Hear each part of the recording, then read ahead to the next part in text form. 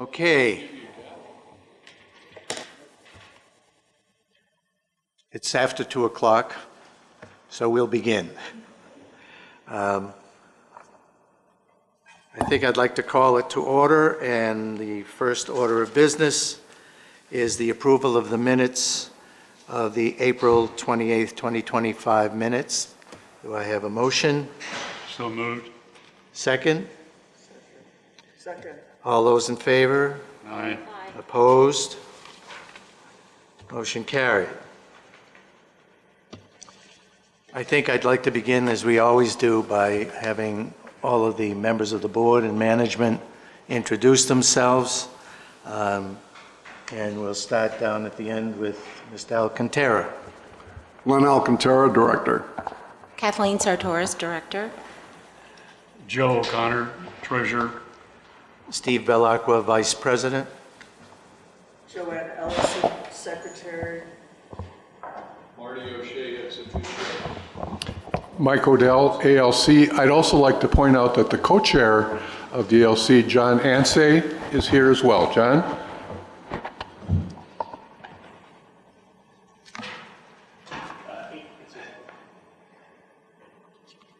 Andy Timothy, Golf Committee Chair. And I think I'll start with the staff. We've got TJ Ward over there on our soundboard. Leslie Van Hoff is right next to me. She's our executive assistant. And I am Vivian Timian, the general manager. Go ahead, Mike. There you go. Mike McFarland, Controller. Mike Roddy, Director of Golf. John Reed, Director of Operations. We also have John Alton here from the Rules Committee. John Alton, Chair of the Rules Committee. Okay, thank you. Kelly's over there. Oh yeah, we do. We have Kelly, Food and Beverage Manager. She's there. And Lisa.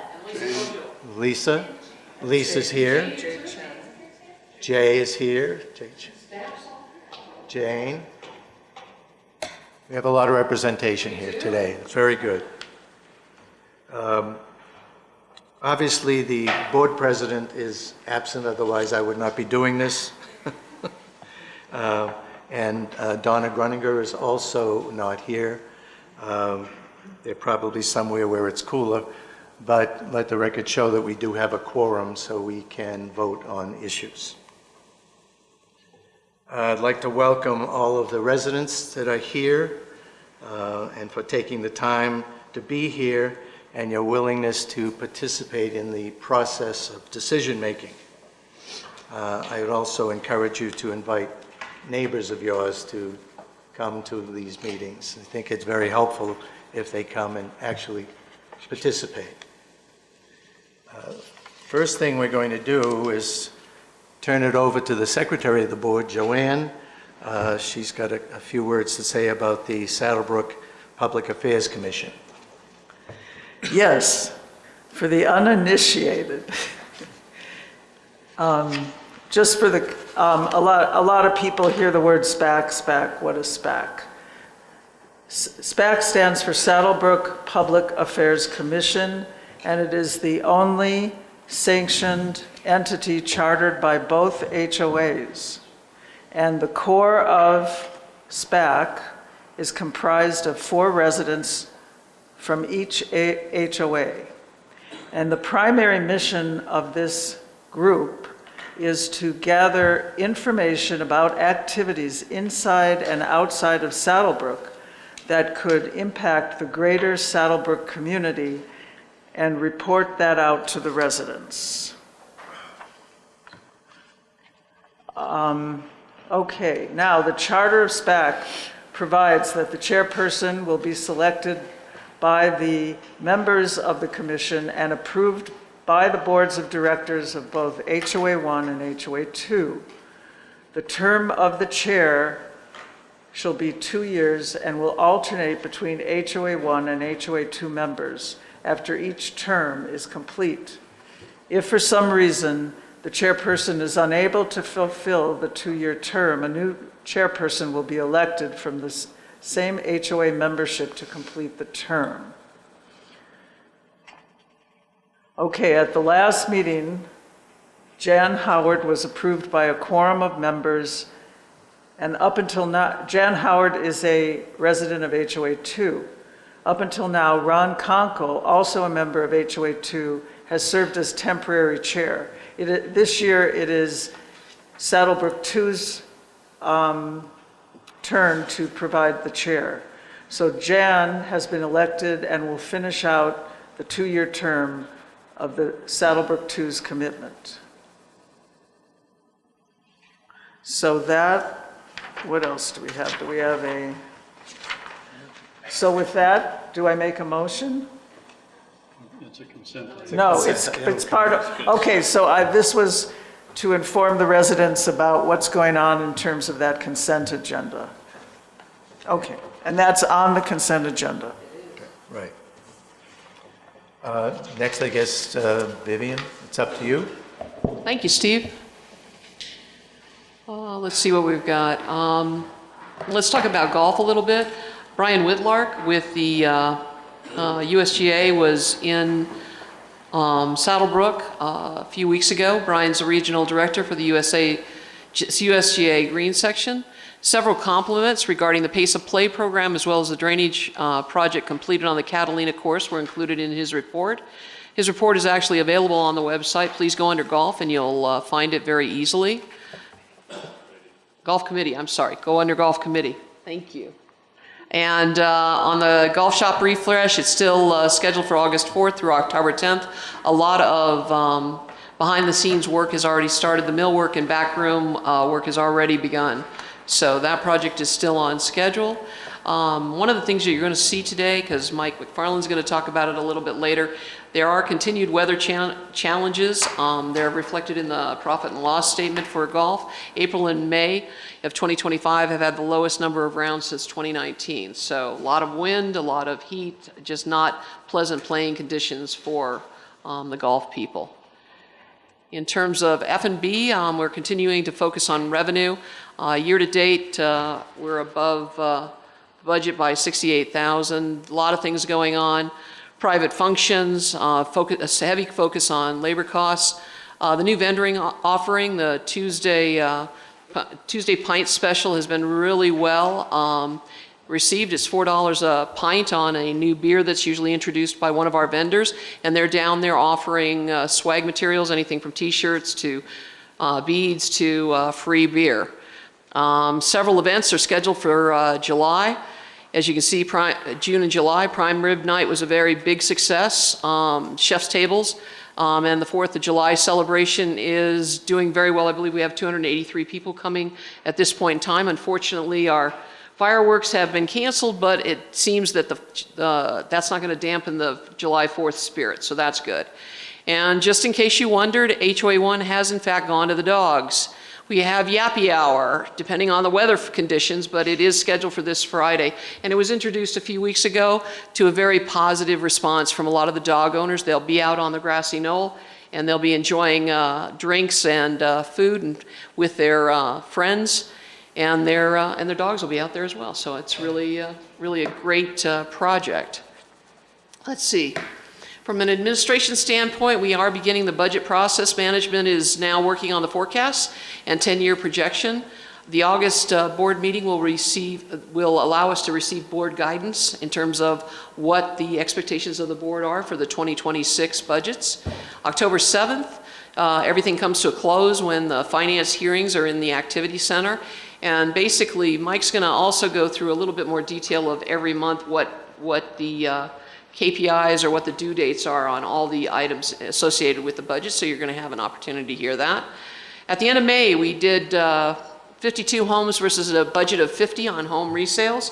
Right now, we have sold 60, which puts us even with the budget at the end of June, so that's always nice to be on budget. So we are a little bit ahead of budget right now, but I do anticipate that we will be even with the budget next month when we meet. Let's see. What else have we got? From an operations standpoint, the Creative Arts and Wellness Center, John Reed and his team for Property and Roads have been doing a great job. The town hall is now scheduled for Wednesday, August 6th at 10 a.m. in the Vermillion Room, where we can hopefully go over the bids that are due in in July, and we can go into detail about what kind of costs we're looking at and where's the money going to come from. And I think that's really what everybody wants to know. Not only much does it cost, where's the money coming from? We do have new cameras installed in the Vistas, Vermilion, and Agave South. They've been completed. We did put new assisted doors on the south side of the activity center. The new oil system that John talked about, I think a couple of months ago, has in fact been installed, and it's working very well in the kitchen. So basically no more manual handling of oil. It's all done with a pumping system going into tanks. A lot safer, a lot more efficient.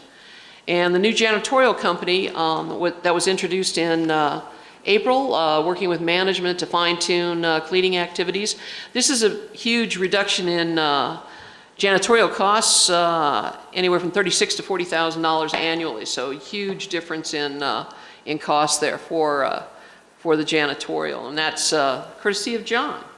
Thank you very much, John Reed. Let's see what else is going on. I guess now it's time to turn it over to Mike McFarland. He is our controller. I did want to announce that we did, a few weeks ago, hire a new HR person, as I indicated during the coffee. In June, John Honey had decided, he had been on medical leave and he had decided not to come back. And so we were left a hole in our operation. We filled it with Jason Bilichek. And he started about 3 weeks ago, and he's getting his feet wet and getting a chance to see our organization. And I will mention also that the next coffee, Jason's going to be the primary speaker. So I'm anxious to get him out there and have the residents meet him, as well as our staff is definitely getting a chance to listen to him and find out all the new regs in HR and all that good stuff. And we want to just get him out there in front of everybody. So Mike McFarland, let's see, there you go. And all you do is push that button and that'll forward it up. All right, hello. Okay, so with respect to our May financials, a lot of this stuff was highlighted by Vivian, particularly if you look at our HOA revenues, year to date a little bit up. As of May month, we were a little bit low, and then we'll catch up. We'll be even at the end of June is what we're anticipating. Other items, the roads, we've got what appears to be a large beat there, a large pickup, but that's due to billing not coming in yet. So those expenses have not hit. Otherwise, we've got some year-to-date savings on some of the service expenses, which all rolls through to about 300 to the good for the year, excepting for the road billing, which will come through, I believe, in June. Is that correct? Hopefully, no, July. July. Okay, so we'll still see that big pickup in next month's meeting, and then it'll catch up in July. Mike,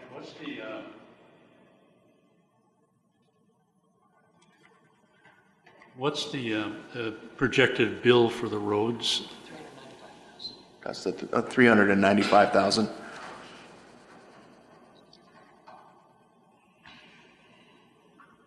Okay.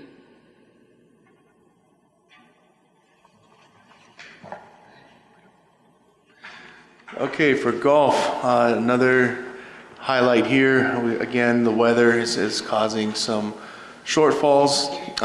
Participation is lower due to heat and wind, as was previously stated. A little bit under for the year because we've got a couple of months in that state with respect to the weather. So that's just showing through as of now. I guess it'd be nice to be able to control the weather, but we don't, right? And for our expenses, we're doing really well year to date and even month to date, slight pickup. So our operations and the expenses that we're picking up through there are doing really well. Questions there? Mike Roddy on the Pro Shop upgrade there. What's the impact, projected impact for the year on Pro Shop sales of soft goods? We're hoping it's very minimal. We will stay open during the entire renovation period. We still will offer our items for sale. I mean, it'll be a limited footprint compared to what we're used to. Basically, half of the golf shop will be available at a time. So, but it's also our 2 slowest months. So it's designed to be in our slowest time period of the year. So I don't think we're going to see a huge impact from that project from a revenue standpoint. Okay, thank you. Except for in the months of November, October, November, and December, because I think what you're going to see is a lot more foot traffic. They want to see what it looks like. So Well, you're going to have a lot of people. after it's Afterwards, done, yeah. So you're going to have, I think you will see an impact of that renovation on, I'm hoping anyway, on golf shop sales.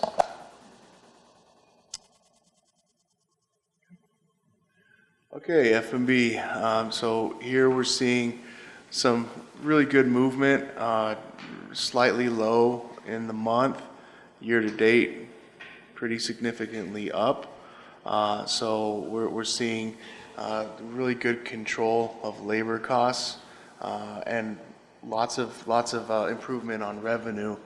And we're seeing that come through by way of the various events that we've had over this period, and that are being very well received and attended by our residents.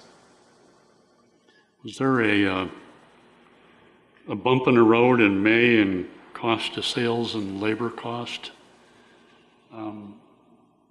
Or is that just, you see with cost of sales for the year, we're down 27.42, and then in May it's 21,637, and then, you know, when labor costs were up, that's what events? Right, but the labor costs, if you take a look at that, you have to go back up to the top of the bit where the gross sales are located. We actually did $234,000 worth of gross sales, and the budget was $195. So that budgeted number on labor costs is actually for $195,000 worth of sales. So that not only drives the labor costs, but that'll also drive your food costs as well. Okay. Okay. So, I mean, that suggests a really strong labor efficiency when you look at revenue versus the associated costs, the direct costs. Yeah. Oh, it's nice to see for the year. Yeah. Okay. And our total net income, this is how it all rolls up. Slightly low for the month, but we're way up for the year, so that's good. Good job, Kelly.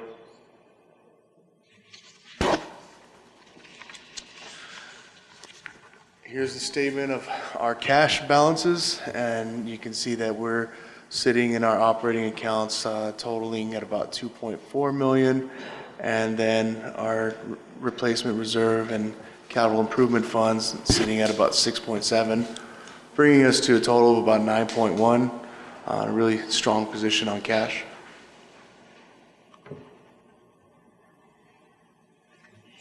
Okay, so just for so everybody knows what I did this month. This may appear different than previously. That's because we had a lot of activity here, and I wanted to break it up by group and summarize it that way. So we can look at by department. Here we're looking at IT department and all the replacement reserve impacts that we had. So our actuals came in at 44K out when we had budgeted 82, so we saved there. Moving on to common area maintenance. Now this is kind of also its own little thing because the backhoe and the skid loader were split between 2 departments. So if you look there, got golf maintenance accounting for 60%, common area for 40%. In both instances, you can see a consolidated total there. We budgeted for 210, we spent 149, and picked up a savings of 61 net. Okay, and in the clubhouse, so this is going to be due to the sound abatement panels. That's the correct, and so the sound abatement panels and came in a little bit low as well, so savings after savings there. And here in the fitness center, ended up going a little bit high. So the actuals came in, we've got everything replaced, and we ended up 15 up on that. But net, all told, saved a bunch of money, I would say. That's the total budget at 346, actuals at 261 for a savings of 85.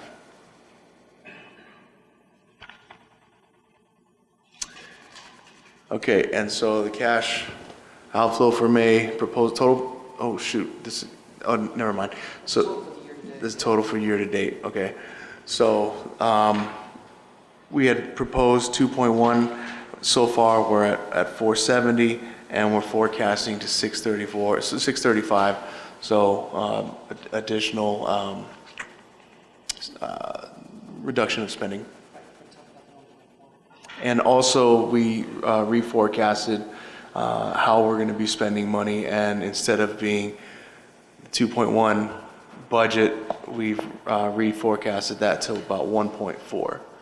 So that's another 650K pickup or savings. From what?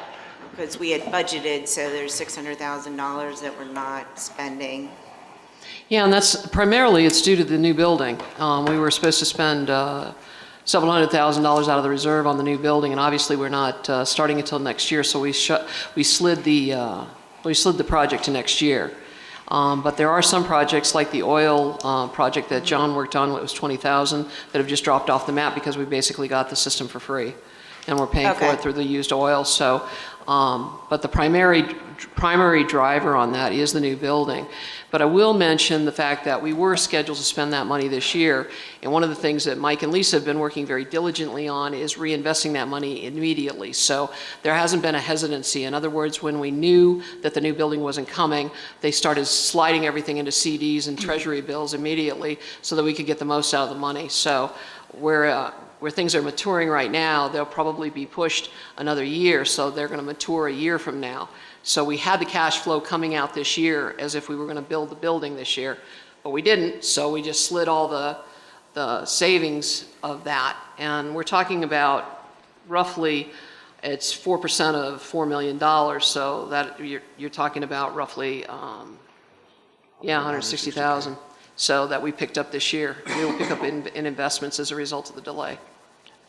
Okay, so there aren't any big projects, is what you're saying, that we're dropping off? No, the biggest thing was the new building. That, for the building, I understand. I was just curious if there is, anything else we're kind of changing our minds on, or? Well, definitely the oil system dropped out, and that was 20,000. Well, that, yeah, I understand. Okay, Yeah.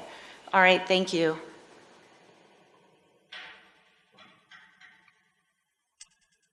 So no projects for May, so nothing to represent here. And this is for the capital improvement fund. We've reforecasted this to be about 100,000 this year. The 2.5 million is related also to the building. Is that? That's right. So that's also being moved into a future period. So for this year, we're just looking at about 100K, and we're at 87 as of now. Right. Because there will be expenses on the building, We're still paying expenses on the building. John's doing a asbestos check, as well as the geotechnical side of the world and the soils and stuff like that. So we're anticipating another 5,000 coming in pretty quickly. Not sure how much money we're going to be spending once the contractor is chosen, but I'm getting the cart before the horse here, because you folks haven't approved anything yet. So No, basically, I'm still waiting for the drawings. Okay. Yeah. Okay, thanks. I'm just trying to understand, if it's great to get the interest, but, we don't want to delay the building because we're waiting on the interest for what have you. Right. So the short-term Right. CDs then? They're years. They're a year. So in other words, if stuff is coming mature right now, I'm pushing it a year because we're looking at potentially a March start date. And so we have if you look at the maturities of our CDs and everything, we actually have stuff coming out pretty heavily in January, February, and March, and then it picks up a lot more in May through September. So, because you don't pay everything all at once, obviously, but you're Sure. going to have the mobilization charges and things like that. So we're attempting to guess at when the money's going to be needed, and we're trying to keep it invested until that time. Okay, yeah, I just don't want that to be an extra factor of, trying to get the project done, that's all. No, I think I wanted to point it out only because it gave us an opportunity for a few more dollars. It's definitely, if we could be in the middle of construction right now, I'd like to be in the middle of construction, but we've had some delays and things like that. So I appreciate the question because that's what we're all here for, so. Yeah, thank sorry you. about I just wanted to clarify that. Thanks. Okay, so moving on to, I'm sorry, any other questions before? Good to go? Good to go? Okay, the 2026 budget and business plan schedule. We've already passed through May. And just FYI, as of late this morning, I did email off the forecast template to the business unit leaders, the managers, so that way they can start updating their forecast for 26.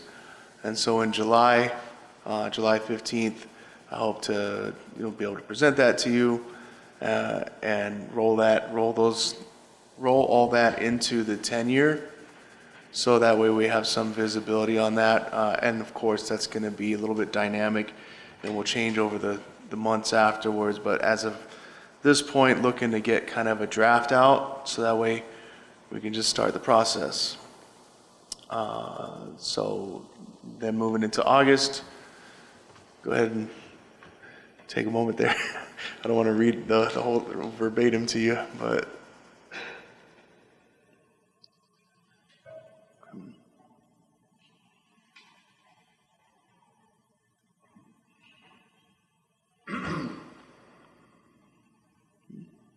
I've got a question about moving into this new budget process.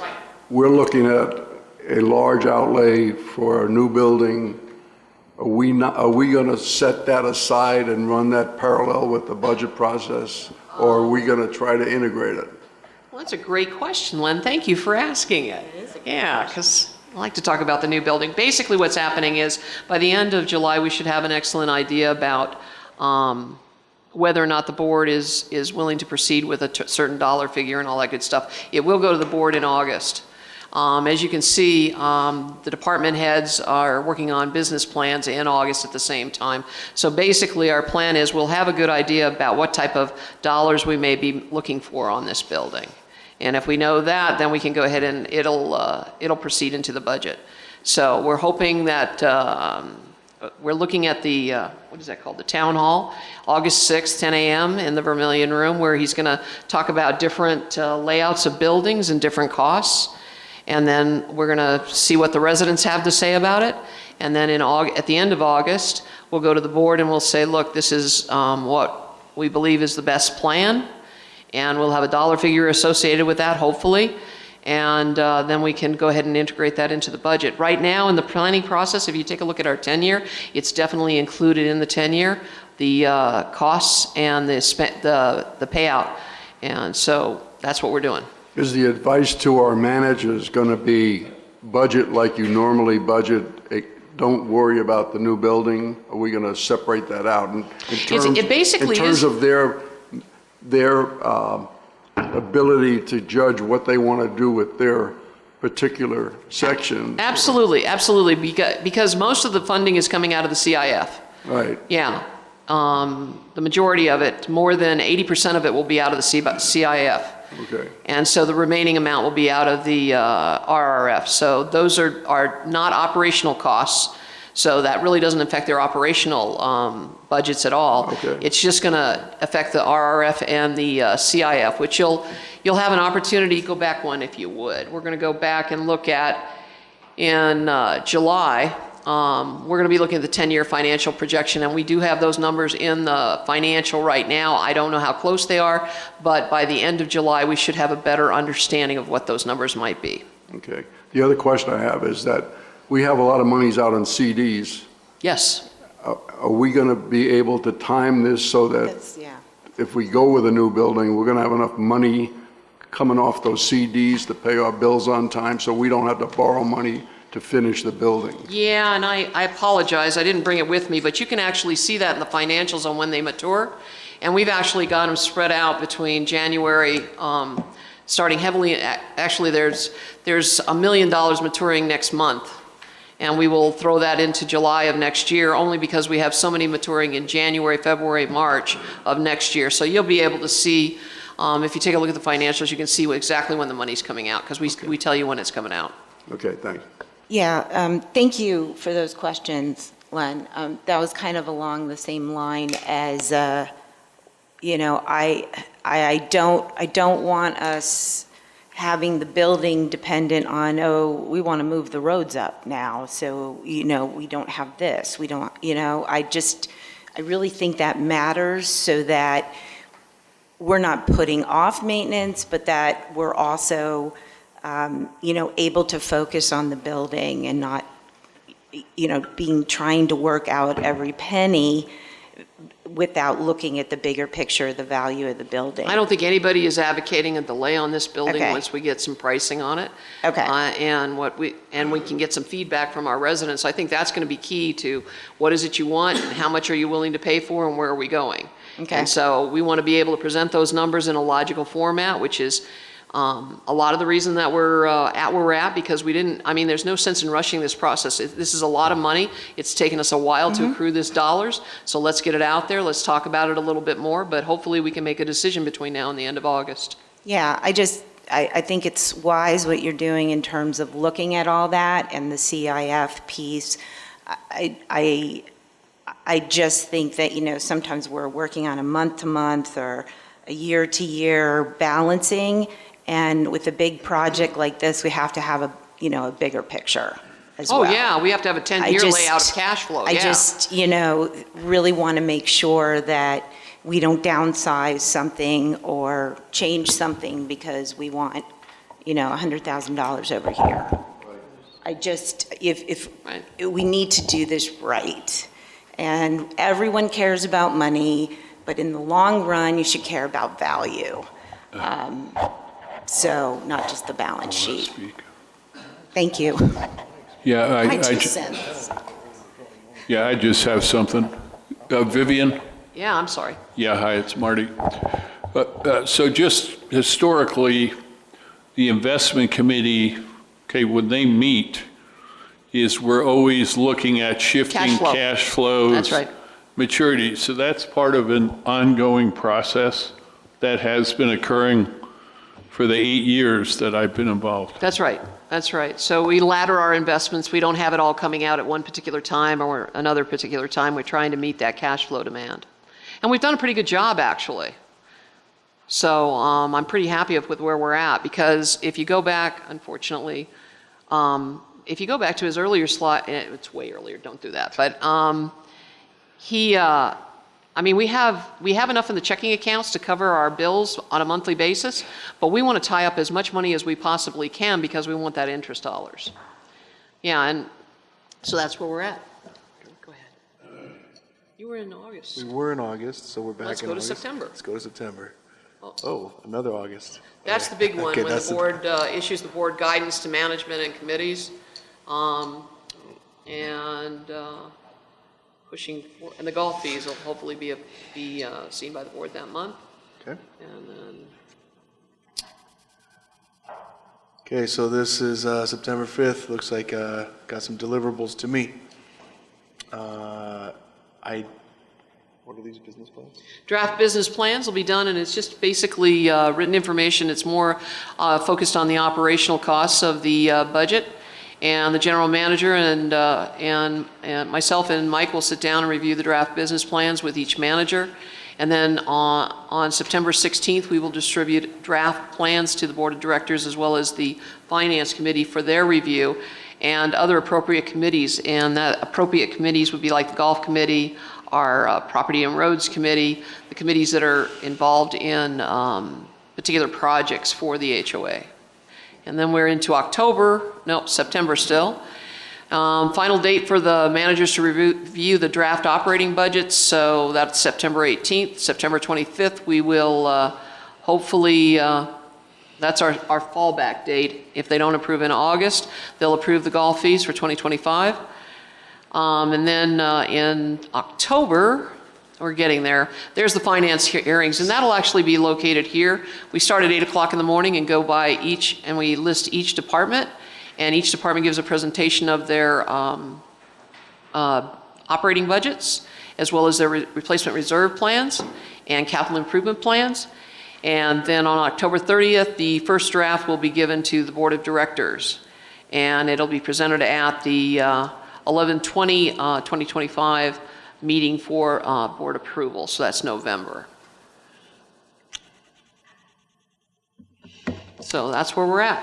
So at the end of the day, target that November 20th date to get that final budget, if it's not another fallback date here. But we should have everything done and good to go for the following year. Oh, that's it. So click it again, if you would. Any other questions for Mike or Vivian on those issues? Thanks, Mike. Next order of business is the consent items. Do I have a motion to? I move to approve the items on the consent agenda. Do you have a second? Anyone want a second? I'll second. Okay. All those in favor?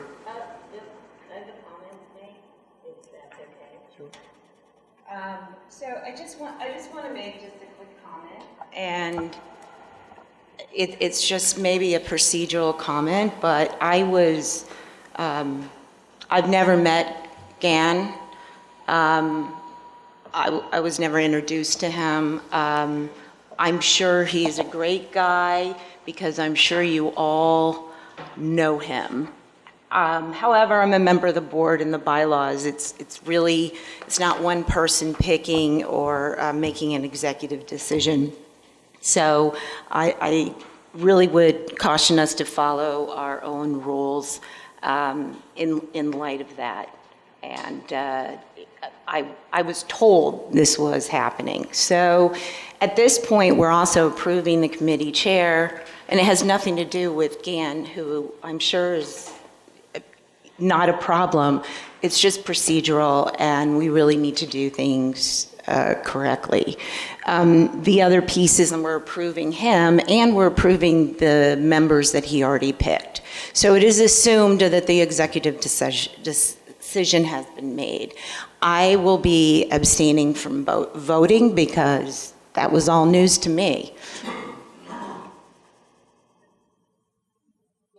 All those in favor? Aye.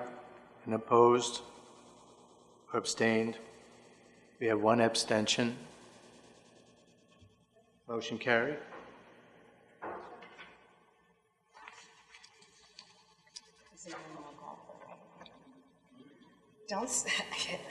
We all know. Turn it over to John Reed now and Mike Roddy. Yeah, I think what I'd like to do is turn it over to Mike, because he has the best news in the house today, and talking about the golf course maintenance lease package. That's been up there for a while, actually almost 3 years. And now I think we can officially remove it. We received the last 3 fairway mowers from Simpson, Norton, and Toro. So the entire lease package is here, process that we started way back in 2022, unfortunately. But very happy to have those last 3 mowers here. And now we got to figure out how we're going to handle that going forward with equipment that's been delivered, spread out over 2.5 years, how we bundle that back up. But very happy to have that here. Golf course improvements, the remaining stuff from last year, the last item is the grassing of the nursery, which Mike will complete in July, while Tucson and Catalina are closed. Golf shop refresh, Vivian kind of updated you on that already. We're looking forward to having that project start in August. Bunker sand project and cart path replacement are both be ongoing throughout the summer. So both work has started on both of those out on the golf course.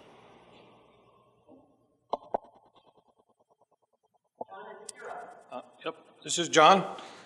Drainage Engineering Services, for you that don't know, we have 3 projects with WLB and to include the project with the Community Arts and Wellness Center. The 3 projects, first one is the golf course Phase 2 drainage. I just got a phone call with them and they are going to send me an email today, but I needed some dates to bring to this meeting because they haven't been providing me a whole lot of information, so I said I needed something. And they said by the 11th of this month they will provide Mike's team at least 2 of the phases that on the golf course to work on. There are several phases of that project, but at least 2 of the phases Mike should be able to get going on those after the 11th, and then the other ones will follow once he gets those finished. The other project is the Canondale Wash. He is committed to the 28th of July to have us a plan for the Canondale Wash. And then also on the 8th of August for the area down Bobcat Canyon, the drainage area down there. And they will have that to us by the 8th. The facilities utility cart is here, operational. The team loves it. Thank you. The men's fitness showers are complete, and I'm hearing good things about that as well. They like that. That's been completed. The assisted door opening on the south door here has been complete. And that is, everybody's liking that too as well. The Community Arts and Wellness Center, 80 drawings, been a lot of communication with a lot of general contractors. I suspect we'll have at least 6 bids come in on the 11th of July. 4 of them have already made visits already to do a walk of the site. I got 2 scheduled next week with a couple GCs to take a look and just get some actual look at the property so they can see what they're doing. And a lot of RFIs. We got about 3 pages from all the different contractors combined, and the engineer has answered all of them except for 4. Those 4 are related to civil engineering challenges, and the civil engineering group, which is also WLB, will have those to us by end of next week, and so we can pass those on to the general contractor as well. Everything's going well. I guess the next step here in this process is obviously get our bids back from the contractors, take a look at those. In the meantime, we'll do the geotechnical report, which is when the company comes out here and they drill 2 holes in the ground. They take core samples, for lack of a better term, of the soil beneath the area that we're going to be building on to verify the density of the soil to make sure we put in the right type of concrete and reinforcement in the concrete of the soil. And also the parking lot as well will be the other area they're going to drill in, just to have a envelope type assessment of the soil underneath. The other test is the asbestos certification. They come out and do some samples of the walls and whatnot. And all it is we did the same thing with the Roadrunner Grill. I don't anticipate any kind of issues there at all, but it's required for the demolition crew. They have to pull a permit for demolition, and whenever they do anything like that there, make sure there's no lead paint, make sure there's no asbestos before they can do any demolition of a building that's at least 10 years old or older. And this will be fine for this one here. Once we get those samples and get our bids back, the Property and Roads Committee will sit down and hopefully develop a short list of GCs to interview. We'll bring those contractors in, talk to them. Well, obviously, we've already got a good start on our presentation for the town hall meeting, which is on the 6th, and we'll present those numbers to the community. And then at the end of August, we will do the, end of July. We will do the board presentation for the requesting the dollars. And also, August, yep, August. And then we also got to do the, start the contracting process with the contractor and get that solidified with the contract. And of course, the permitting can happen at the same time. And while the contracting and the permitting is happening, we have a lot of planning to do with the organizations that operate out of that facility to get that place ready by next March. I know it seems like far away, but the planning that has to take place to make that happen we'll take some time to get those people organized. That's all I have there. John, the coyote room carpeting all over it, That's great. so is the shower. I had a comment about the drawings. I know you were talking about the bids and the money and so forth. How many different drawings have you had submitted? Drawings submitted to who? So, of the building, I mean, before you're getting, you need a plan before they can bid on it in terms of what the building will cost. So have we gotten I don't any, think I understand your so question. where's our designs? Maybe I should just say that. Where in this process are the designs? The design of the building itself? Mm-hmm. Design is pretty much done. Design of the building itself, we've worked it probably half a dozen times, expanded the building, added some things and moved some things around. As far as the interior design, I guess I'm talking about the structural design. No, I'm of the talking building. about the structural Yeah, because, she wants to talk about the fact that she wants to go to a second story, and we do have costs on taking the designs up another story. I don't want to go to a second story. Well, just But, to I mean, increase just- square footage. Well, yes, but also, we're going to have a town hall and Right. so forth. And we're going to be talking about multiple costs on we have that, different we have that configurations. drafted in our presentation for the town hall, the different apertures of trying to do different things like making the bigger building larger, the parking aspects of that, and a bunch of other aspects of what the last town hall brought us back, of those questions. We have answered those questions in our town hall presentation. Okay, yeah, I think that's what I was getting at. Which will be present on Where the is 8th. the actual drawings and, the options that were talked about earlier, whether it's second story or not? I have not seen any of those drawings, so I just wanted to know, if it's kind of not set in stone per se, like you're saying you have some potential variations of doing one thing or another, it sounds like, but it's still going to be something that is the same that is going out for bid.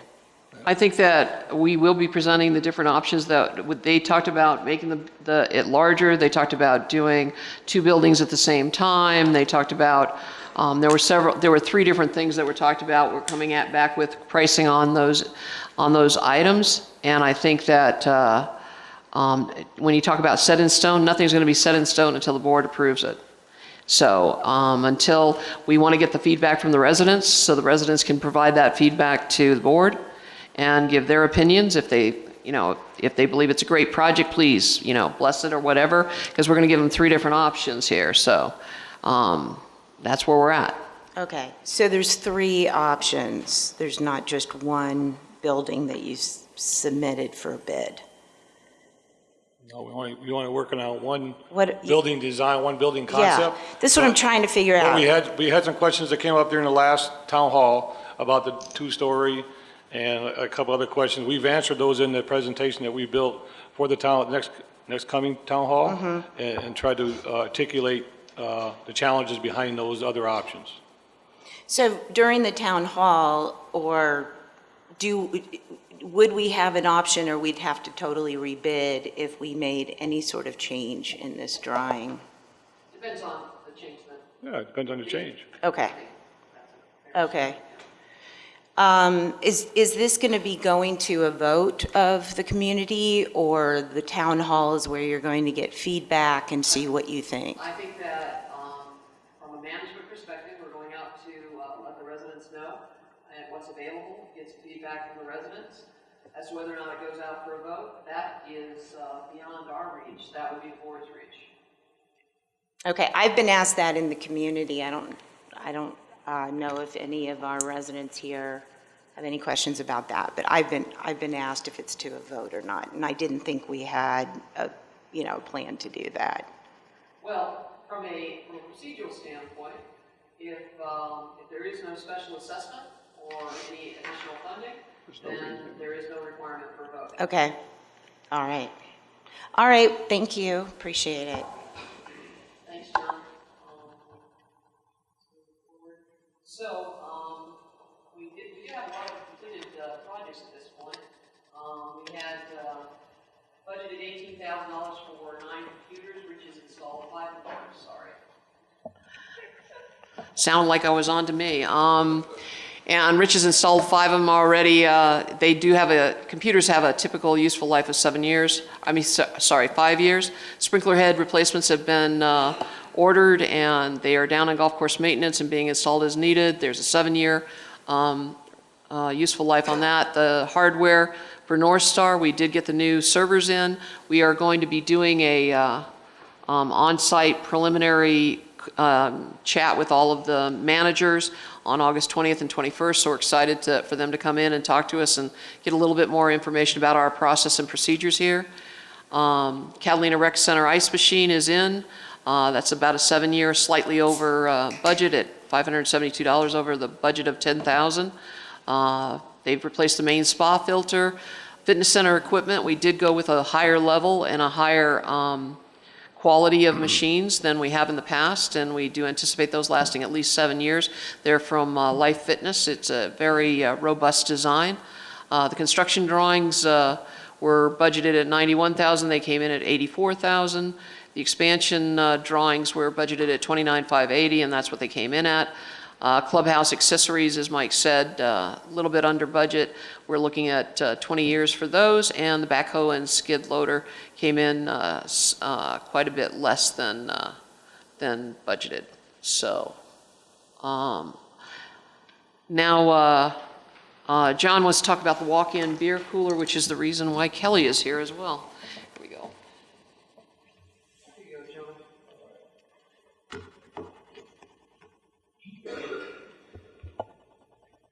Hello, everybody. John here again. Yes, the walk-in cooler expansion.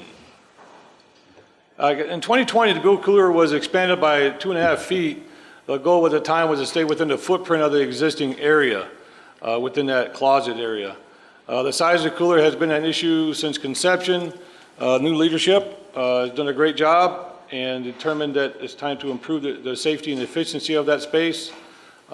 Both bars, downstairs and upstairs, are supported by this cooler with a variety of kegs, products, to keep the kegs cool and in a small and safe from safety hazards.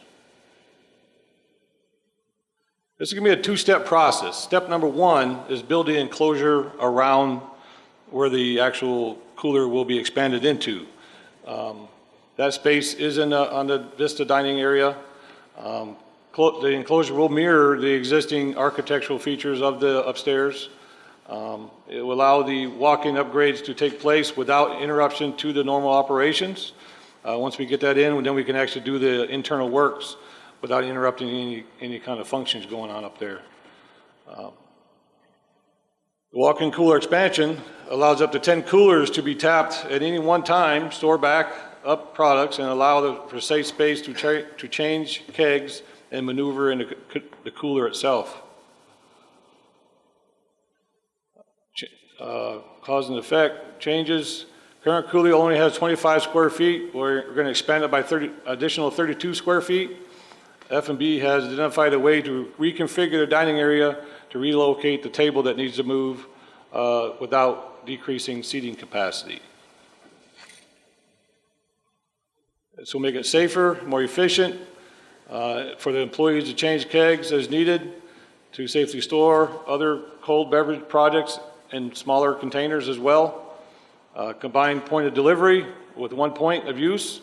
You deliver it, it stays there, doesn't get shaken, doesn't get moved around, doesn't have to be handled too many times, which is also efficiency and safety for the employees. Prevents the need to move the kegs from one location to another. Before they were putting them in the Vista cooler and then moving them when they needed to fill it. By doing that, it shakes the keg, and you have to let the keg sit for a while before you tap it. Otherwise, you have foamy beer, and you have a lot of waste in the beer when you tap a keg that's been moved around too much, which causes lots of waste.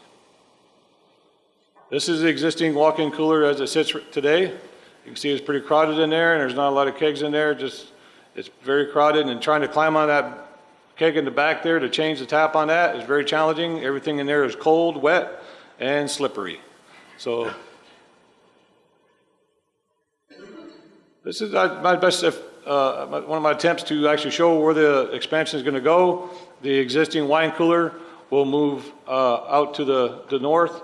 Most likely it'll go on the east side of that new closure there, and we'll just make it all look the same as if it were there from the start.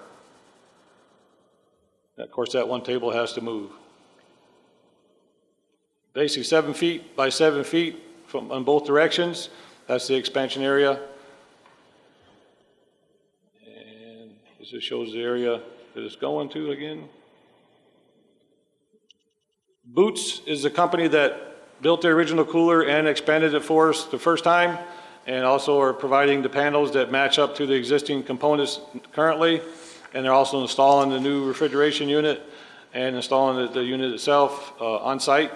American Coolers, they do sell coolers like this here. However, they will only deliver it. We would have to put it together ourselves and then hire a refrigeration contractor to, or my guys would actually to install the air conditioning system, the refrigeration system on the unit.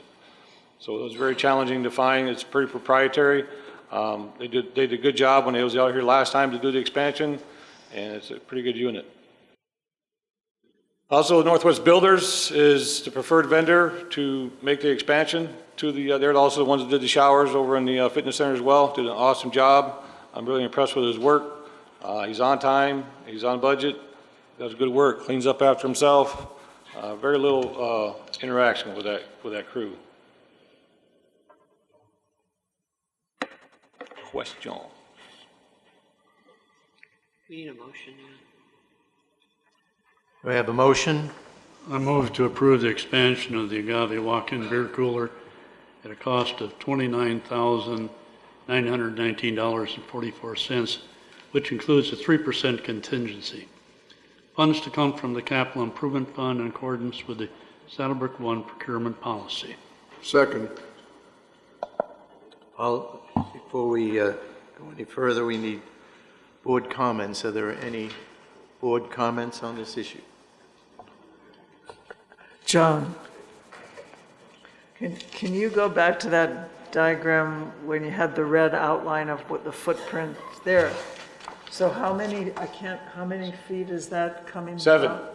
7 feet out? Yep. And how do you feel about that in terms of restaurant space? Is that going to be significant? We'll have to relocate that one round table, which will probably just switch with one of the smaller round tables in the front of Ave, and then we'll have room with the smaller round there. So it's not going to be a huge impact to the space. Where that wine cooler is right now, we're talking about moving it around the side of the hallway, so we will lose the depth that happens as well there. But this expansion will allow us to have the keg tapped and its replacement side by side rather than stacking them up and down.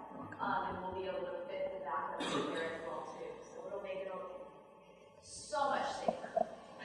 Yeah, how much does a keg weigh, Kelly? Too much. I personally recently fell changing a keg. So very happy to fall on me and I wasn't injured, but trying to get it from the Vista kitchen cooler onto a dolly down the hallway. So I try to lighten it up every night for you. Most people go into that bar area, go right through that spot. How's the traffic flow going to be with that big wall coming out? We should still have the same amount of pathway that we do right now.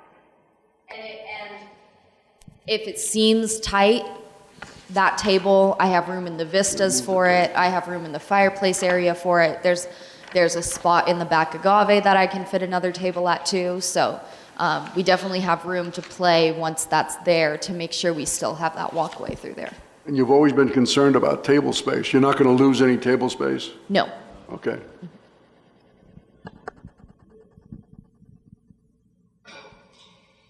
Any further questions from the board?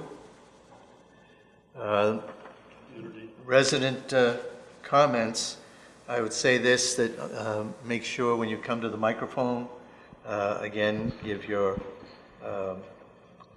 unit, lot number, name, of course, and you'll have 2 minutes. So if anyone would like to come up and make comment on this particular motion only.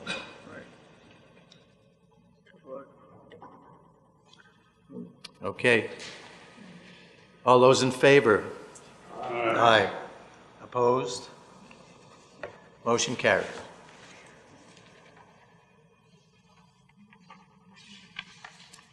The next one is yours as well, John, and we're going to talk about drains. Oh, yes. Well, so here's about the clubhouse gray water cast iron drainage pipe replacement project. When the clubhouse was built in 1989-ish, cast iron was still being used while plastic or ABS pipe materials were being perfected. Over the past few years, we've had a challenge with the pipe getting deteriorated and having to replace small pieces of it, and just resulting in major leaks and challenges that need to get fixed. With years of exposure to citric acid food products, cast iron pipe has proven to be much less durable compared to plastic-based pipes. Replace all agave bar cast iron drainage pipe that is installed in the plenum space between the two levels. This pipe is actually in the ceiling of the downstairs level underneath the bar. So we got to be able to have, the first phase of this is take about a 3-day project, 3 days to replace the piping just for the bar underneath, because there's a lot of other stuff that's in there, air conditioning, plumbing, electrical, a whole lot of the beer lines, things like that there is around there. So we got to reroute everything and try to reuse some of the same hangers, but it's all got to be taken out and then reinstalled with new pipe, with new plastic pipe. Next step would be to replace all the cast iron drainage pipes that services the Vista kitchen area. Duration of this phase is approximately 5 days. Same thing, all that plumbing is underneath the kitchen in the plenum space from the lower level up that you can't see.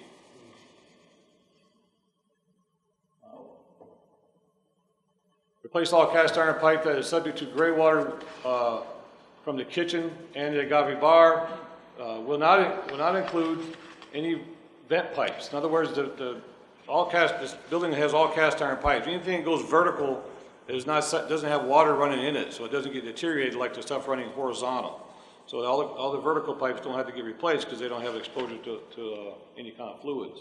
Also, it doesn't include any existing cast iron pipe that has raw sewage. In other words, black water, like the restrooms up in the agave. That has a separate piping system that flows through a whole different process. That cast iron pipe is not getting replaced. We haven't had any challenges with that because it doesn't have all the citrus and things like that corrode cast irons. We haven't had a lot of challenges with the sewer pipe. Not that eventually we might, but recently we haven't had a lot of challenges with that cast iron pipe. It will also not include any piping that's not in the plenum space or underground that's installed was installed back in 2006 during the renovation. If y'all that were here a long time, the Vista kitchen was expanded to the west, and a portion of that prep area is technically underground. So that pipe has all been replaced when it was renovated, and I have to assume that's all plastic pipe under the ground there, because it was recent. This just shows a diagram of the different areas. The map on the left is the plumbing diagram of the bar area. The one on the right is the area that we need to contain to work on the plumbing space from the ground, from the lower level up. And those areas are going to be off limits for those days. That includes the Bobcat room and that hallway. When I say off limits, in other words, controlled traffic to get through that area, to be able to get ladders and stuff, and to be able to remove that pipe and replace it. This is a drawing of the Vista kitchen area. It's a very large area. The area down there at the bottom, I don't know if this thing actually will point for me. I can't. Right there at the bottom part of the kitchen there, for about 6 feet of that west side of the kitchen is underground. But everything else, all the drains that flow past the elevator, the main line kitchen, all that piping that services that kitchen will get replaced, to include the floor sinks. All those kitchens have a cast iron floor sink where everything goes into initially. Those have to be replaced as well because all the fittings and couplers have got deteriorated as well from the top down. And that one on the right just shows the area that's on the lower level that we'll be working in to make those corrections.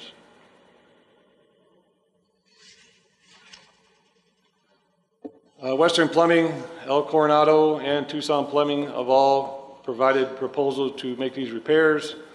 And Western Plumbing is my chosen vendor, if approved.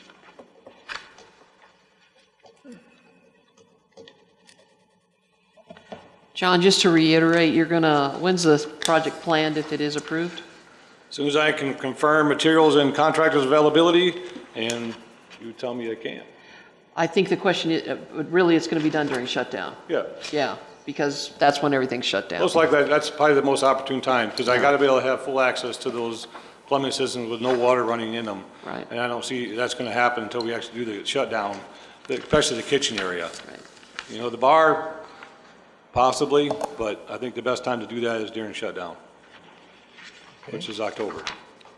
I'd move to approve the replacement of the clubhouse plenum, install gray water cast iron drainage pipe at a cost of $21,244, which includes a 3% contingency. Funds to come from the Capital Improvement Fund in accordance with the Saddlebrook One procurement policy. Do you have a second? Second. Any questions from the board or comments? I got a question, John. The plumber's going to do the plumbing work, but you have to have access through the walls and everything? Not the walls, just the ceiling. Most of that, all that ceiling is either gonna be grid ceiling, in other words, you take the ceiling panels down, or you can physically get up there and crawl around. You and I probably wouldn't be able to do it, but plumbers are used to it. Okay, so are you going to have to do anything, or is it all going to be the plumber's going to take care of this for this price? The plumber's gonna do it all. Okay. Yeah. Thank you. I'm sorry, just a quick question. We know Joe made the motion. Who did the second? Joanne. Joanne? Thank you. Any other questions or comments from the board? Anything from the residents? In that case, all those in favor? Aye. Aye. All those opposed? Motion carries. Okay, and I believe we're headed to Mike Odell. Going to talk a little bit about ALC guideline renovations.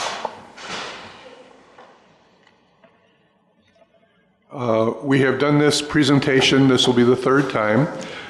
We've made a couple of adjustments after the second presentation, but this is no change since the presentation I made at our last time I did this presentation, but I'll just review the highlights. Okay, we made these adjustments that were presented at the last meeting after a meeting in conjunction with the Rules and Regulations Committee at that time. So they suggested some changes to our guidelines that we had previously, and I'll highlight the changes they suggested.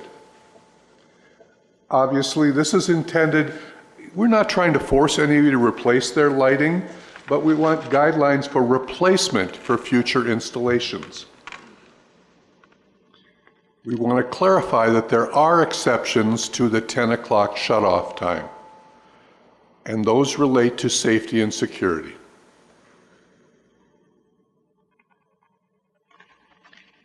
And we've included an addendum that would have a conversion chart because the new language goes from lumens to watts, and we're all confused by that, but we have a chart to help with that. And we will work with residents to help find workable solutions if there is an issue, provided they come to the ALC first so we can help. We have plans and have had plans in place to send out e-blasts and use the video screens and in the communicator to report these changes when they're approved. This is one of the conversion charts. I'm not going to walk you through this again.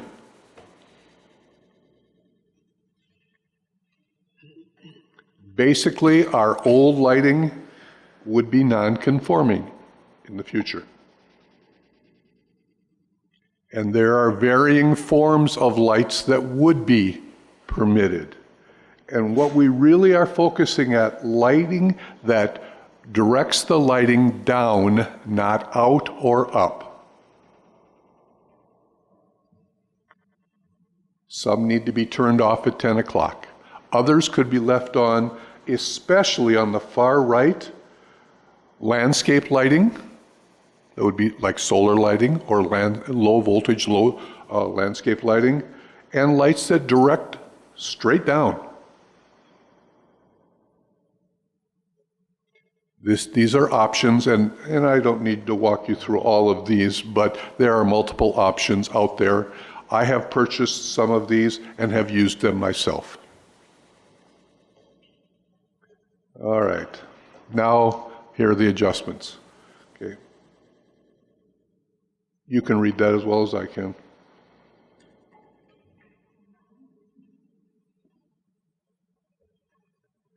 And these are the changes recommended by rules and regulations, highlighted with the squares. To be a good neighbor, we recommend it as opposed to requiring it. We were going to change require to shall, but we used the word recommends based on our meeting with the Rules and Regulations Committee.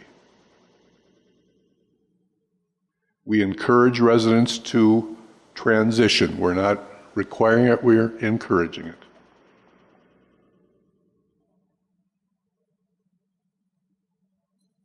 Nothing radically different here, but focusing on new installations. We want the new ones to be shielded or full cutoff, or motion detecting. And that's our favorite option, because that only activates when it's needed. We don't want to light up the whole night, all night long.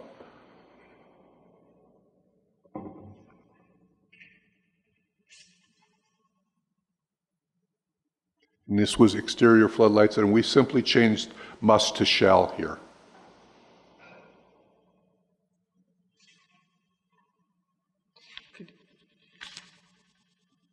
This showed you what the wattage is comparison to the lumens.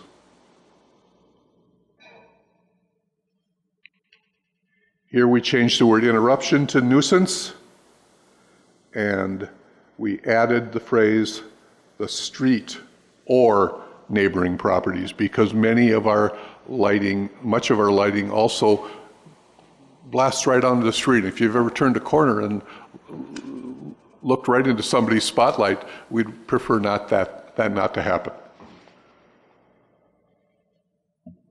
And again, this is the change suggested by rules and regulations. Oops, we didn't get that in the right place. There it is. Are recommended as opposed to shall or must. We struck the motion sensor thing and just added a more description of what we mean by that. Safety and security. Again, addendum items.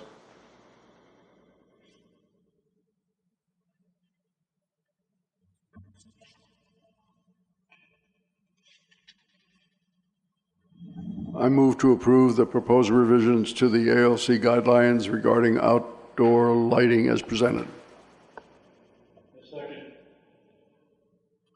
Any board comments or questions? I have one with regard to. Well, thank you. I know this has been a laborious process. I did just want to make a comment, and perhaps you can say it's neither here nor there. However, there was enforcement. There was a long conversation last meeting. There actually was, in minutes from the ALC a few years ago, where it certainly stated the Pinal County ordinance, and then also even patrol was involved. And so there was some claim that that was never the case. So this isn't really super new for residents. So I think in the most cases, what's new is the education that you're doing with it, I think, and the lighting and so forth. Just to clarify that, because I've just randomly asked people, and most people know about the 10 p.m. thing. The only other thing I would suggest is, and since I know John's here, so he would know this too, the CCNRs actually do contain reference to this and to the Pinal County ordinance. I know that we wanted to strike that from in here. The CCNRs reference the term nuisance, if I'm correct. I believe that's right. I don't think they directly cite the Pinal County ordinance. That's cited in the ALC guidelines, but not in the Pinal County, or not in the CCNRs, as I understand that. Okay, I might have an old copy of it then or something. Okay, I'm just still not sure why, I think that would be a reference for people and why we wouldn't just include that. Because that's where the 10 o'clock comes from and all of that too, so. Yeah, that was in the original ALC guidelines, but not the original guideline, in the rewritten lighting guidelines, but not this, correct. Any other comments? Doing some reading about other communities, Flagstaff, Sedona, Maricopa County, Tucson. It seems to me that many counties have guidance on lighting built into their building ordinances regarding new construction. But in also some of those communities, there's a very active education process, to inform homeowners about the dark sky program and the benefit to the state of Arizona. So I think that the whole idea of education, Mike, and will pay big dividends in terms of supporting, this dark sky program. Which we plan to do, yes.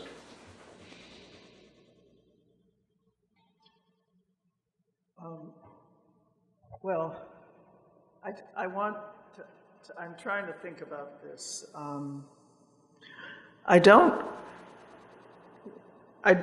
A recommendation is not really a guideline. So I don't think we have any other guidelines that recommend things. Like, we're not recommending that people not park RVs in their driveway. We're not recommending that residents don't fly drones. We have, as an HOA, we have the power, the authority to regulate that. So I don't think anywhere else in the guidelines is there a recommendation of this nature. So I'm having a little bit of that bothers me. And the other thing that bothers me here is the authority issue. I mean, if we we have our current guidelines allow us, it's in the guidelines, it says lights are off subject to certain exceptions. Lights go off at 10. That's our guideline. I guess there was some pushback, and now we changed it to a recommendation. I wonder if that really belongs in a guideline, number one, and I'm worried about giving up authority. I mean, we have the authority here to prescribe within reason, to tell people to turn their exterior lights off at 10 o'clock, subject to reasonable regulations, which were already built into the guidelines. So now we're retreating from that. I'm just worried that if we get pushback from residents on drones, if we get pushback from residents on painting certain elements of their house, a different color, if we get pushback from, what's to stop, once we give up our authority, are we not undermining our own ability to regulate in this field? I don't understand this at all. I really don't. I have some concerns about it. I think it should either state that they shall turn off subject to reasonable regulations, or it shouldn't go into the guidelines at all. I mean, it's because a recommendation is not appropriate to be in a guideline. We can put out an email to the community. We really love, it'll improve your home values. We want to create an aesthetic look for our community. We have all this material. You too can participate in this. And maybe that belongs outside the guidelines. But guidelines talk about what the homeowner is requiring of the residents, and I just don't think a recommendation here. And it also creates problems with patrol, with the people on the ALC who have to, there's no way to enforce this, so what's it doing in the guidelines? Let's take it out if we're not gonna make it clear cut. I think we're muddying the water here.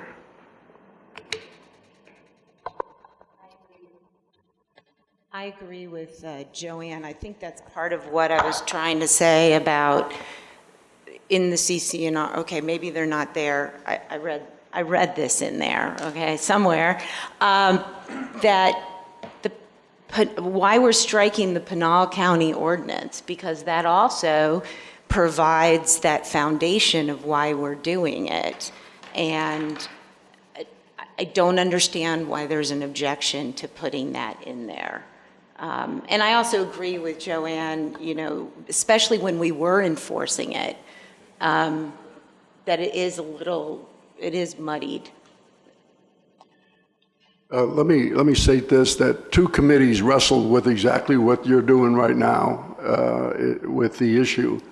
And the issue became whether we're going to enforce people and put a flat rule to go along with Pinal County guidelines. And the result was that, well, there's going to be so many exceptions to safety and security that swallows the rule. So the judgment of the two committees was, so let's be reasonable and make recommendations, because Dark Skies International does not rule Saddlebrook. We rule Saddlebrook. We rule what's best for our residents. And a lot of our residents are older, and they're concerned about lighting and safety and security. So the committees wrestled with that, and this was the best they came up with. Couldn't we accomplish the same thing just by returning the word shall for recommend, but still keeping the safety issue out there, like Joanna said? I don't know. I mean, that's what the original proposal was, simply replacing it with the word shall, and then that was challenged, and that's when it went to rules and regulations. So we could go back, if you choose, to the original recommendation from the ALC, which was using the term shall. We argued with shall or must, but it turned out shall was the better word. mean, that's an enforceable issue, which would satisfy Joanne's comment, right? And we have been enforcing, we have enforced that in the past that way. It was just changing the language. But Yes. you've also added that portion about safety concerns. Correct. That was the primary goal of this, was to wrestle with shall or must, settle on shall, and then add exceptions and or recommendations moving forward. Yes. Comment about what Len said, that, yeah, we have, as a HOA, et cetera, a lot of jurisdiction to do that, but Pinal County has a jurisdiction, and we are in Pinal County. So I still sort of fail to see why we wouldn't have that in there. If I were a resident, that would help me understand. I don't understand why we want to strike that, because it's not us making all this up.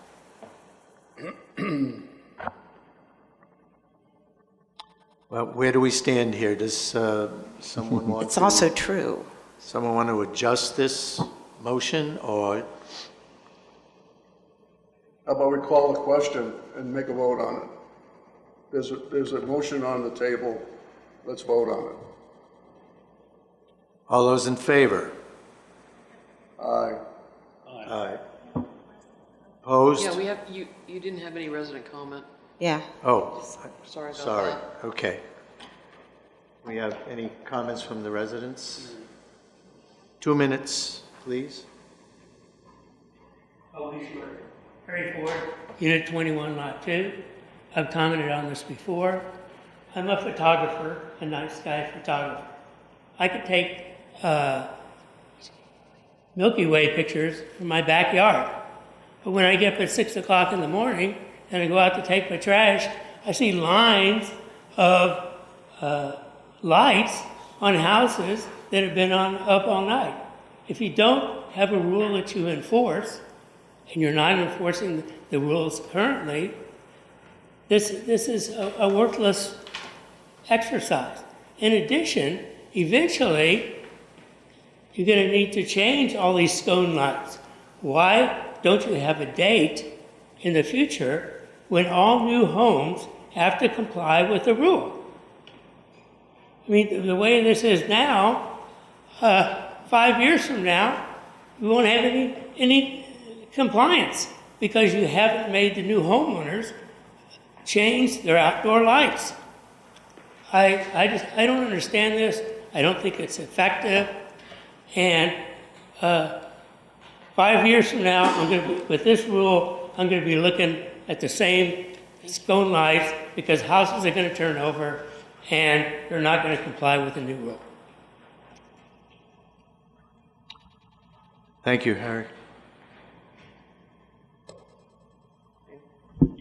So we have a motion?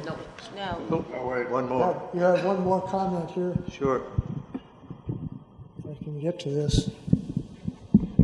Okay, that's better. I got it, TJ, thanks. I want to agree with Joanne. A recommendation is just kind of a wishy-washy way of saying, geez, we wish you would do that. But if there's really a Pinal County rule, why doesn't the ALC just say, look, there's a Pinal County rule, and we don't just recommend that you go by the Pinal County rules, you must go by the Pinal County rules. That seems like it would solve the whole problem right there. So recommendations don't seem to me to belong in here, just as Joanne said. I'm in agreement with that. Oh, by the way, Riley Jackson, Unit 5, lot number of the Orphan. I don't know. Thank you.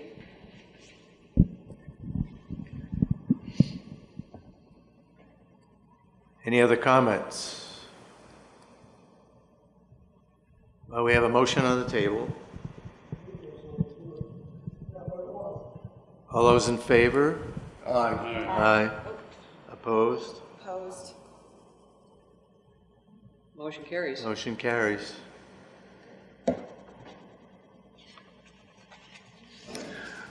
We'll get it published. I think John Alton's up next. Yeah, our next on drones. Can you push it forward for me? There you go. Thank you. The Rules Committee, based on comments that we had heard from a number of residents, took it upon themselves to address drones.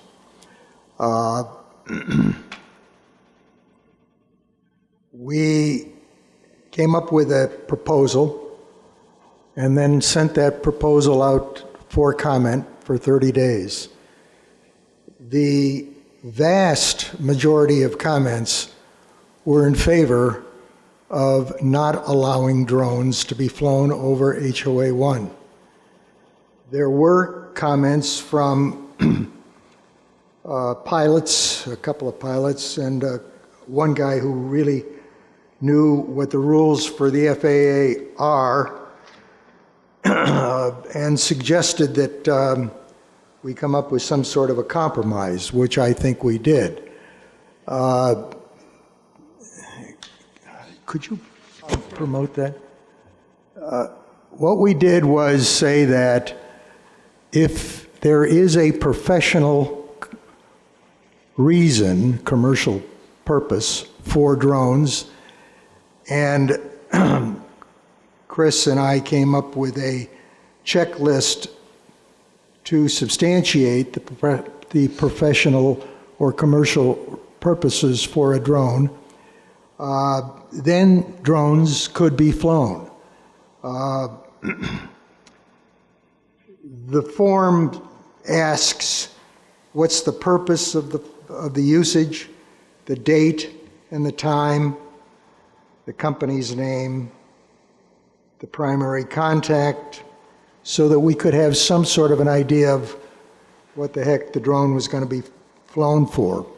But it specifically says that any Yakam squeegee who has a drone in HOA 1 can't one day take his drone out and fly it across private property at whatever altitude.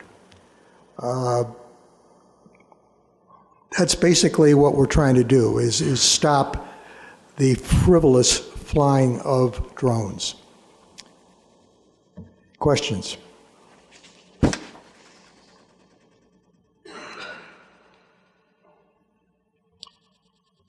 Again, do we have a motion on the drones?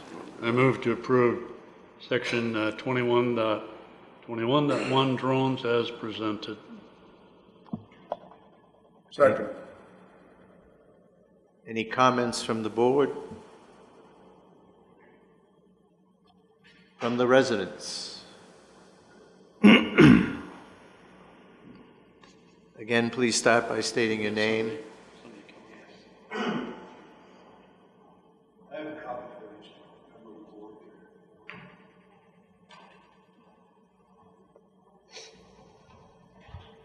My name is James Robin, and in light of 2 minutes, I'll skip some of this. Will you pick up the microphone? Can you give us your unit lot number 2, please? Yes, I'm Unit 9, Lot 35. I am an FAA licensed private pilot and a commercial drone pilot. Under Part 107 of the FARs. I'd like to begin by reading an excerpt from the Oro Valley Crime Fighter newsletter dated June 5, which was 3 weeks ago. Anne from Oro Valley writes or asks, what are the legalities of someone flying a drone over my house?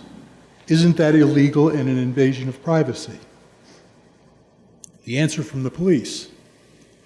We understand that having someone fly a drone over your residence can invoke feelings of concern anger, or fear.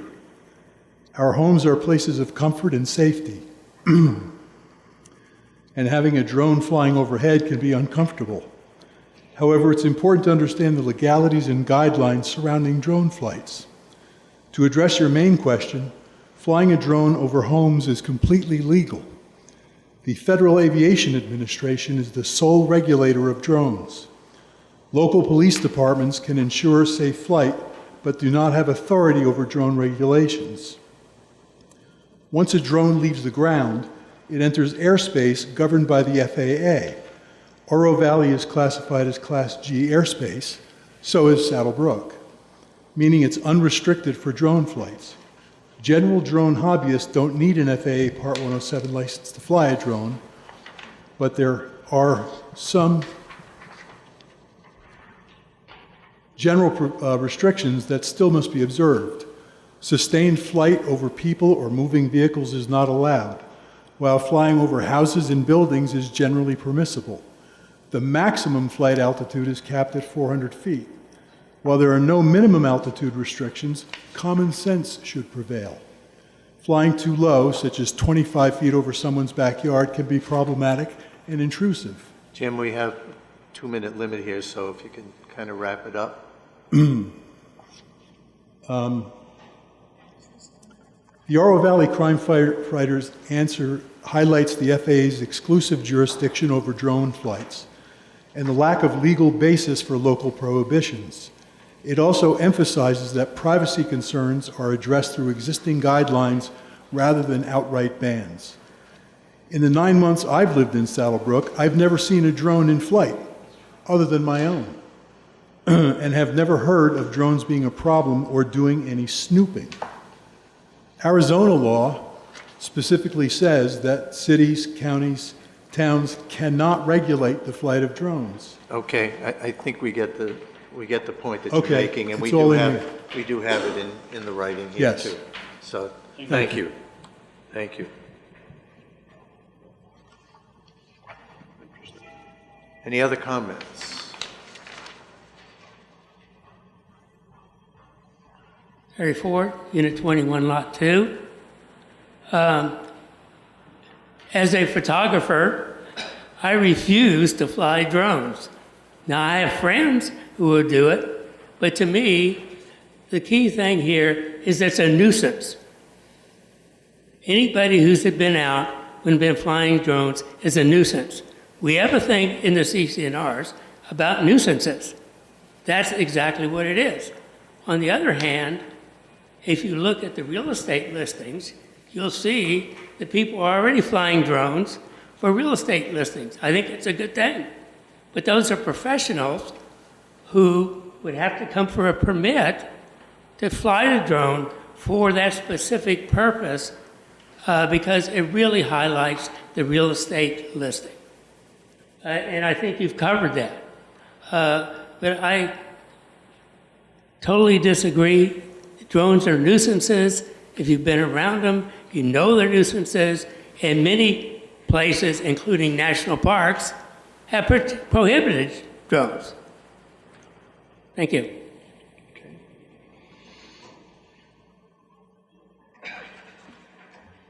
Comment, John? Any other? Well, excuse me. Okay. We recognize the FAA restrictions, but going back to what Joanne said, we have authority to do what we need to do here in our association, and we felt that trumped whatever FAA rules that the gentleman read to us are. So that's, we're trying to make this place livable. Drones, as Harry just said, are a nuisance. Mike Odell, Unit 12. I heard prohibited versus restricted. You're restricting, you're allowing it in certain cases, they're prohibited in others. So you're restricting the use of drones, you're not prohibiting the use of drones, as I hear the guidelines and hear the presentation. That seems to make sense to me.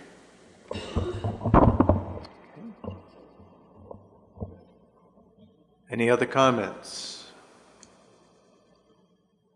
We'll take a vote. All those in favor? Aye. Aye. Opposed? Motion carries. Thank you. Great, we'll turn it over to the golf group to talk about some policy revisions. Thank you. Good afternoon, everybody. It's Andy Timothy from the Golf Committee. We have a few policy revisions we'd just like to review with you and make sure that you're on board with the direction that we're going. The current golf provisions have been in place since 2015. So there's a number of verbiages that need to be changed and some eliminations of Saddlebrook Ranch, which was included in the original policies that were put into place in 2015. The one big adjustment to the G1 policy is to make the annual renewal policy seamless, painless, and convenient as possible for the annual members. And we're going to propose to do this through an auto renewal for golf. If you look at the current rates of renewal for the last 4 years, we range between 91 and 95% renewal rates for our current annual members. So that basically means about 430 members each year are renewing their annual golf memberships. Yet each year we make each one of those residents complete a renewal form. Now they can do that online or they can do it on paper at the pro shop. This takes an enormous amount of time for the staff. Not only do they physically have to get them to sign up a renewal form, they also, at between the end of August 31st and the play date of November 1st, they have to spend all night changing all the classifications of each one of these members in the Chelsea and our current system, the POS system. So it's very inconvenient for these 430 members that are renewing annually, and it takes a tremendous amount of time and effort from the staff. We estimate that they spend about 127 hours staff usage to make this change, which is an enormous amount of time for the 90 to 95% of the members that are renewing annually. On top of this, the first week of November, the staff has to keep an eye on the sheets, the tee sheets, and then they go out on the practice tee when people are warming up and they say, Mr. Jones, how would you like to pay for your round today? And Mr. Jones would say, I've been a member for 15 years. I'll just put it on my annual membership. Well, you haven't filled out a form yet, so please come up to the pro shop and do it. Many members forget to renew or don't read all the emails that we send them. All of the proposed verbiage and the changes of the policy have been written by our legal advice team, and Mike's going to go over those details with you in a moment. Members that don't want to do the auto renewal can notify us in writing, and they can do that anytime after they sign up for this next time frame of 2026. And annual members will receive an email about their auto renewal on October 1st of each year. So it's going to save an enormous amount of time for our staff.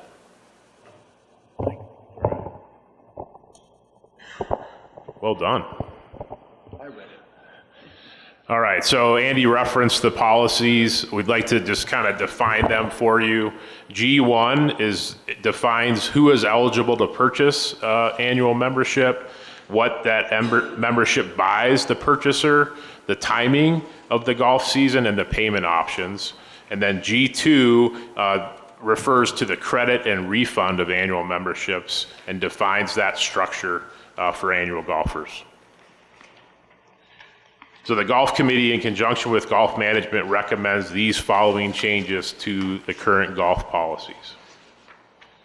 In G1, remove the reference to Saddlebrook Ranch in Section 1. Add a new Section 6. So this is where our legal representatives provided us with this wording that basically allows the membership to be auto-renewed starting on October 15th, which is prior to the start of the new golf season, which is on November 1st. That the amount of the cost of this membership will be known by October 1st. That will be included in the reminder email that we send to all the annual members. Guess what? October 15th, your membership renews at this price, this cost per month. If you do not wish for that to happen, please let us know in writing by November 15th. So I think that reminder email will really do a lot to kind of make sure everybody's on board with what's going to happen over the next few weeks after that. And then we want to renumber the current Section 6 to Section 7. And on the G2 policy, we need to add the word "or" in Section 2. Change the wording from privilege to preferred in Section 3. So back in 2015, the preferred membership was known as a privilege card program. So that's not the case anymore. And then also we want to remove all references to Saddlebrook Ranch in Section 3.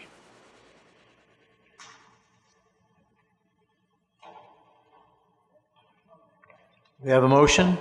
I move that the revisions to the Saddlebrook 1 policies G1 and G2 be approved as presented. Any second? I seconded. Any comments from the board? I heard this at the golf meeting already. Was there a clause if someone moved away or died, how that would? That's currently in our policies right now, so we're not recommending a change to that. There's no change. Essentially, those are the only two ways to remove yourself from an annual membership. It is a contract with the association, and a lot of times we have to remind people when things happen and they'd like to just not have it anymore, and we say that's under the policies that's not an option unless you move or pass away. Mike, I think I talked to you before about this, that you are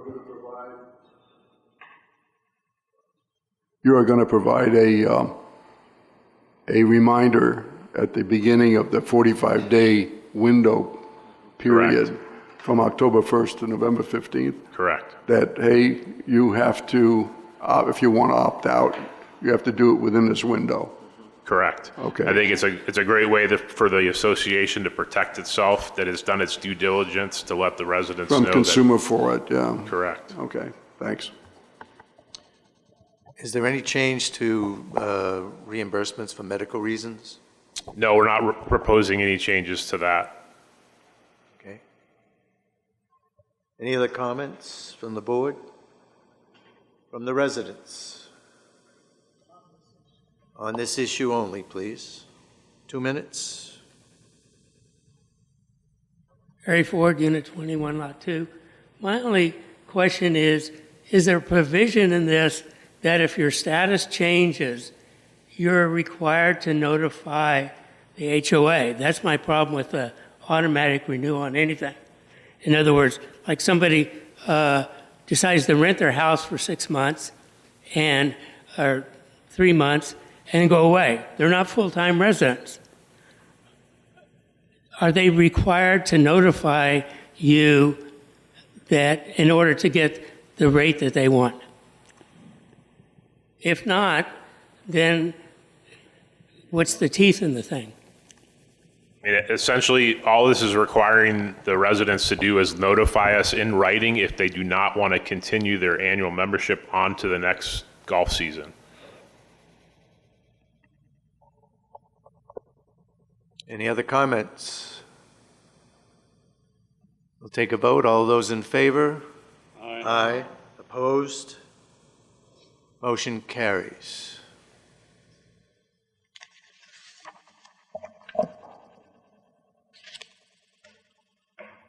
I think that pretty much covers everything on our agenda, with the exception of having the residents who would like to come to the microphone and talk about any issue that they're concerned with. And again, I remind you, please give your unit and lot number and name, and try to keep it, please, to 2 minutes.